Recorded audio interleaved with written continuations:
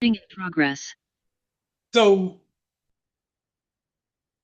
my name is Michael Randolph, and recently I asked AI to give me some feedback relevant, relevant, relevant to the impact of federal funding, specifically on the Black community, specifically specific within the Tampa and Hillsborough County area. And they broke it down into different categories. Let's look at public safety. According to them, federal cuts will result in a loss of violent prevention funding, a slower time in high crime areas, and Tampa violent aspects above national average. This is based on the cuts between 26 and 27. In terms of housing and homeless, they talk about homelessness up 21%, senior family homeless, that is, about up 21%, senior homelessness up 40%, and Black household will be the most impacted.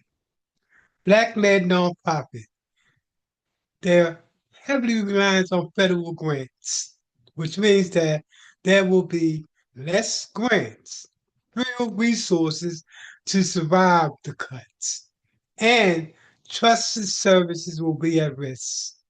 Mental health and substance abuse, cuts to treatment and prevention, increase in overdose and incarceration rate. Of course, if you're reducing drug prevention program, you're going to see an increase in crime. Black residents face higher barriers to health care and mental health care. Job and economic opportunity. Workforce and youth programs cut. Hillsborough County poverty rate will go to 13.2%, widening the racial wealth gap. Again, this brings into the importance of the Technology, Wealth Building, and Job Curation Center as a mechanism to offset the federal fundings that's coming down between 26 this year and 27 of next year. When I tell you be ready for a crisis that we haven't seen in decades, be ready. Everybody, most people will know somebody that's been impacted by these federal cuts in general. Somebody, be it in the African American community or any of the other communities, everybody is going to feel the impact of these federal cuts.